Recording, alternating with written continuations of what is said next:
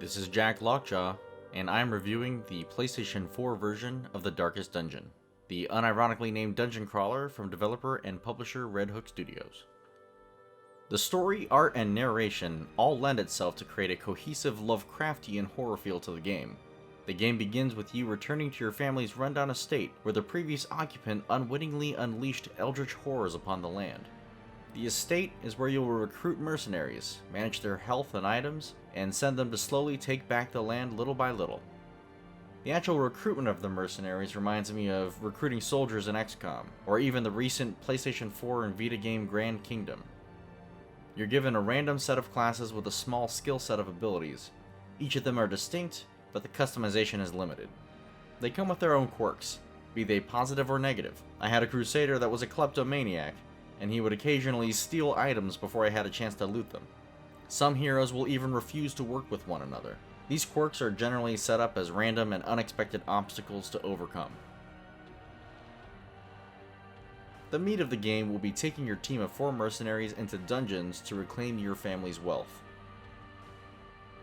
Before you set off, you use your funds to purchase provisions for the excursion. This is super important, because along the way your heroes will get hungry. If you don't have enough food for the expedition, it can absolutely make the difference between success and failure. Torches will help you light the way, keep your party from getting too stressed, and prevent surprise attacks. However, the loot won't be as good. Other items like the skeleton key can let you unlock specific objects, and shovels will help you clear debris blocking the way without taking any damage. On longer excursions, you'll be given wood to build a campfire. You can use special abilities to heal up, relieve stress, or buff your heroes for a few battles longer. Aside from the final dungeon, there are 4 main dungeons you'll be exploring. Depending on which you choose, you'll be facing different enemy types. The Warren will have you fighting mutated pig creatures. The Cove has some Dagon-inspired aquatic monsters. The Weld will put you in an infected wilderness, and the Ruins will pit you against the undead. Assorted horrors will crop up here and there, and you will occasionally encounter something completely unexpected. Darkness closes in, haunting the hearts of men. The game has a strategic turn-based combat system that will have you praying for critical hits. Everything factors into the outcome, from the characters in your party, to the amount of light, to what position in line each person is standing. Each character has a selection of moves that can only be activated depending on where they are in line, and can only target specific positions in the enemy line. Some heroes, like the Jester, are specifically engineered around this mechanic. And to be completely honest, I totally misread the name of this move. The Jester's moves will have him lunging forward 1 or 2 spaces each time, then performing another attack to push himself to the back of the line. Be careful though, and study each of your party members carefully if you plan on doing this, because you can accidentally render some characters completely worthless. For me, the MVP of my little group ended up being the Houndmaster, because he seemed to be able to attack nearly anyone from nearly any position in the line. Things like that are important when enemies die, because they will often leave behind corpses.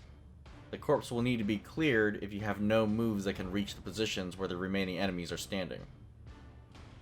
Another special note, the healing in this game sucks. It's meant to suck. You will hate how much it sucks. This is a game designed around overcoming attrition, so there's not too much to do about that. Although the occasional crit heal will make you a believer from time to time. The main obstacle to overcome in this game are the stress levels. The white notches below each hero's health bar indicate how stressed they are. Stress levels can be increased by anything from stepping on a trap, to being critically hit, to listening to the wrong episodes of the Sword and Scale. Even transforming your Abomination hero into his attack form will freak out the rest of your party. When the hero maxes out their stress level, they will become tested. Reeling, gasping, taken over the edge into madness. This can result in a negative trait that can bring the party down, or it will reveal heroic traits that will inspire your other party members. Many fall in the face of chaos, but not this one. Not today. In my game, I had a fearful plague doctor. He would occasionally pass on his own turn because he was too afraid to act.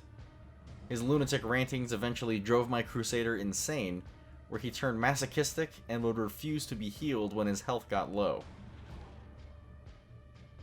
When heroes' stress levels fill up for a second time, they will have a heart attack and it will put them on death's door.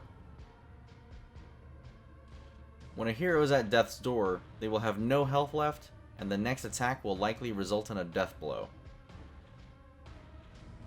This is permadeath similar to the way it's handled in XCOM games. And just like XCOM, there's even a graveyard back at the estate where you can revisit all the characters you sent to their doom. Most of the time my heroes were actually killed at death's door from afflictions like bleeding, and never even had a chance to heal. A combination of low supplies, character madness, health afflictions, and just plain bad luck will quickly topple your party. Your characters and all their progress will be lost, as well as any costs you sunk into the expedition, which will leave you with less resources to recover your remaining heroes and provide them with provisions for the next adventure. Upon successfully completing a mission, you'll take back all of the loot you collected along the way. Treasure will be automatically sold. You'll use that for provisions and most character upgrades. The heirlooms you collect will be used to upgrade the institutions in your town.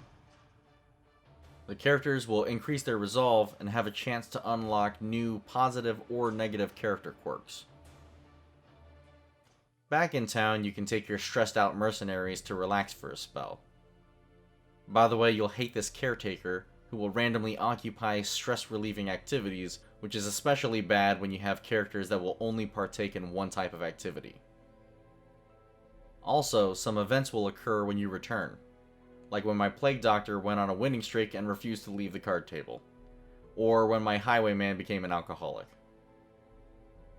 So here, you'll visit the stagecoach to recruit mercenaries to replace the ones that died, visit the tavern and the abbey to help ones that are too stressed out to go back into the dungeons, put characters in the sanitarium to cure them of diseases or try to remove bad character traits, visit the guild, blacksmith, and survivalist to upgrade your character's equipment and abilities, check with the nomad wagon to see if there are any good accessories for sale. You'll pick a new quest, put together a new team, buy provisions, and jump back into the dungeons all over again.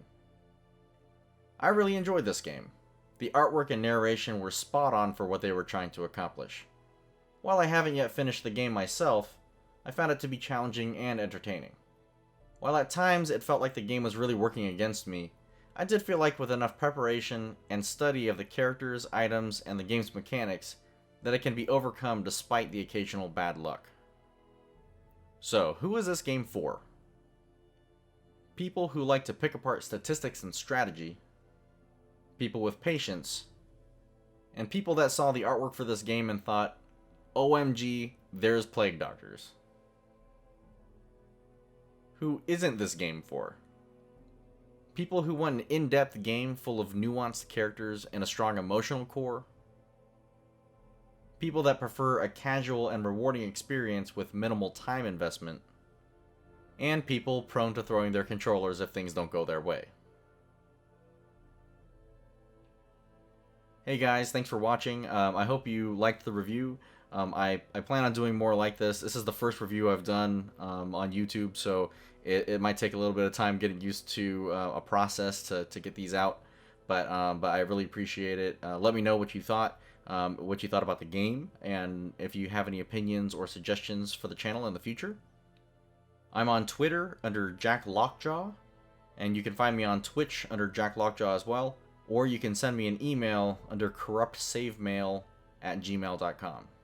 I would appreciate it if you liked the video and subscribed to my channel. I look forward to putting out a lot more content in the near future. Not just reviews, but opinion pieces and maybe just some highlight reels. But yeah, please let me know what you'd like to see. Thanks, guys.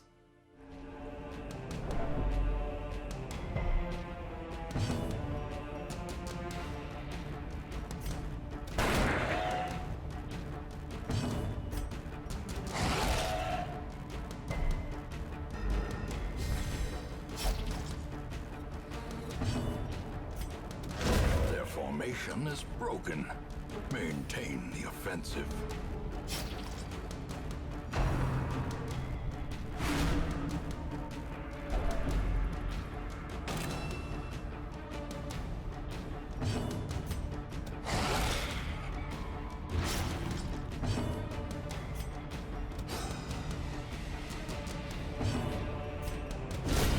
Decimated.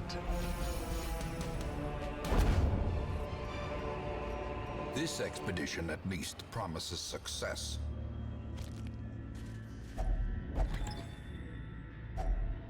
If only treasure could staunch the flow of otherworldly corruption.